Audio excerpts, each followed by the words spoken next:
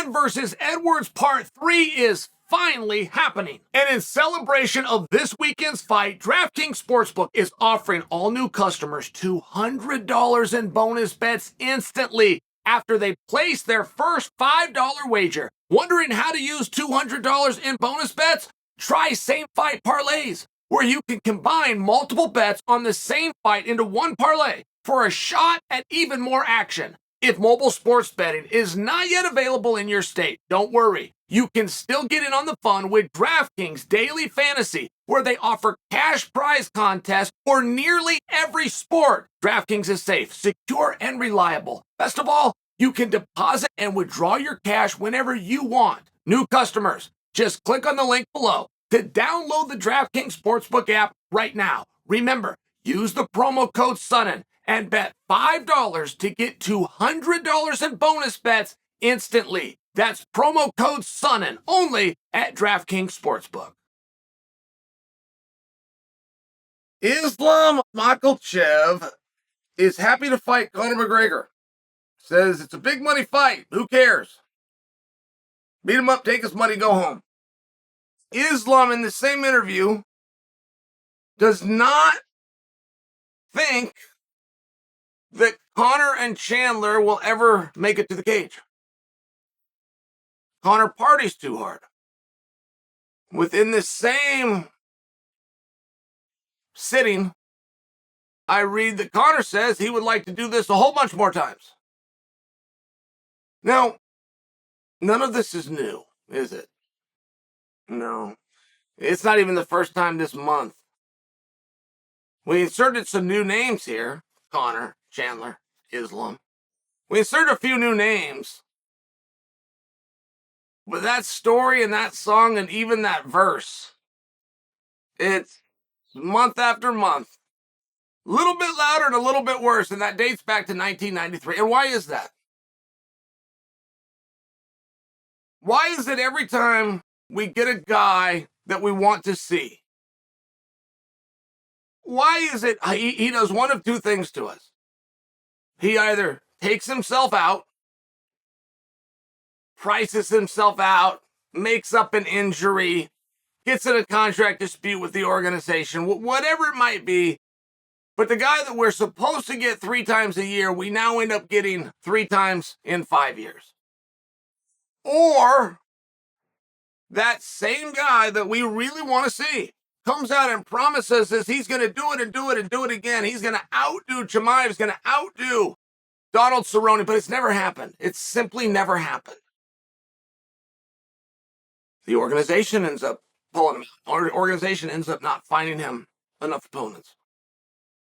But it's always one of the two. The guy that we really want to see, well, we're supposed to see him 3 times a year. Let's just see him 3 times a year. We never do. We never do. And the guy that really wants to be out there and he wants to be busy, even because he's got lost time, and he comes out and he tells everybody he wants to do it, they stop him from doing it for whatever reason. If we were to be real honest with ourselves and talk about any mistake that we made in 2021, right? We get Conor McGregor comes back, he takes on Cowboy Cerrone, does this on a special date of, I believe, January 20th. If I'm wrong, January 19th. There was a special date. The venue wasn't even booked. The UFC wasn't even happening that day. They brought the whole thing together because McGregor wanted to fight. They come up with a weight class, the whole bit, the storyline, and they fill that arena up. And Conor tells them on the back end of that, I want another one and another one and another one. Conor even admitted more than he needed to, but he was generous enough with the audience to admit for them, I get in trouble when I have free time. But if we can keep me in here doing something positive, we can also take away a lot of my free time. So this is what I'm going to do. This is what I need to do. And then we didn't use him. We didn't put him back in there. I don't know why. That's just what happened. So in this particular case, you're having Islam saying he'd like to fight Conor. Who cares? Easy fight, big money fight. Take it and run. Maybe. If Conor beats Chandler, Conor versus Islam is a big money fight. Conor versus Islam today, why? I mean, nothing that Islam's did has been a big money fight. Wondering if Conor can beat Islam is not a question that anybody has. Khabib is not going to be present at this because he's retired. He's not coming back for his arch enemy, I think, is the way that story would go. What is the tie-in there? What is Islam talking about? Not to mention the fact that he dismissed it. I do give Islam credit for that. That was a smart thing to do. I do like the anyone, anywhere, anytime approach. That can't just mean the top guys. That can't. That means you got to be willing to fight an under guy as well. See, that's where you throw the real tough guys off. The real tough guys that think, I'm willing to fight Francis. I'm the toughest guy in the world. It's like, well, yeah, but before you fight Francis, I want you to fight this guy. What's he do? He's actually the janitor of the building. But I want to see you fight him. Well, I'm not going to fight him. You said you'd fight anybody. You don't just get credit for fighting Francis. You got to go the other way, too. And very few guys can actually do that. And what about Chandler and Conor? What do you guys think? Because to Islam's point, Conor is doing a lot of partying, it appears. I don't fully know what that term means. Like the dirtbags of the world have really taken over that term. I used to think I knew what partying meant. I thought that meant, first off, there is a party. And not only is there a party, which involves music and it has a food of some kind, it would have drinks, it would have people, it'd be lively, it'd be later on in the evening, right? I mean, there's certain definitions to meet a party, but then if you're part of it and you're partying, it doesn't just mean that you're there. You kind of have to be on your feet, kind of have to like be in the middle of it. Maybe you're on the dance floor, then you are partying. But that's like not what it means anymore. Now anybody, they could be by themselves and just doing something that could harm their mind and or body. As long as they're harming mind and or body and happy while doing it, they go into the definition of partying. Like there was a video and it was put out that Conor was partying. But if you watch the video, it was Conor doing a selfie. He's laying in bed. He films his entire body, and then he laughs. He laughs like a diabolical laugh. But no words were spoken. So we were led to believe by other partiers that Conor was partying, which means he was doing something substance-wise that either harmed his mind or his body, but at the exact moment put him in a positive mood. Apparently that's what partying is. And if you get a guy that is partying that way, I mean, it's a big question. You want to know if you're a drunk or not. It's really not, did you get drunk or how many times did you get drunk? It's really not the question. Do you drink when no one else is around? If the answer to that is yes, you're a drunk. If you drink every single day, but you can answer, I've never drank when I'm by myself.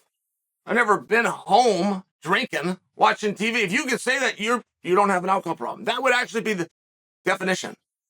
If you called one of these 800 numbers, it'd be one of the very first things that they ask you. So Islam's not way off. Like if you party in this business, you don't fight at the top of this business. There's been one exception ever, and that's Jon Jones. There's one exception in basketball ever. His name was Dennis Rodman. And when Dennis was going hard and still getting the rebounds, it was something cool. The second they took him off the court and Dennis tried to keep that gimmick going, now he's just a weird man. He's just this weird old dude that pops on TV. I think he was shoplifting one time. Most people wouldn't believe that he was shoplifting. They'd chalk it up to an accident, but he's gone broke. He's got earrings through his nose. His hair's different colors. And the guy's like 70 years old, right? That's a very weird thing for a 70-year-old to be doing. But to Islam's point, once you start it, you're not going to stop it. So if Conor's going to keep on making us videos while he's on a substance alone and having a good time, I mean, not for nothing, there's only so many things that can give you the giggles and make you think that your naked body is something the world could see. There's only so many things that can do that are not in direct violation of USADA.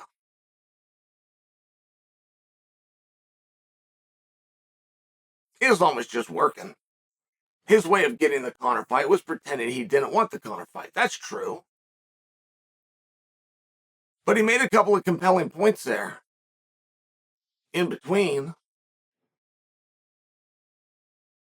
I think Conor versus Chandler does happen. I think if Conor loses that fight, any make-believe fight, that there's a massive thing out there waiting for Conor that would have anything to do with Islam is simply false.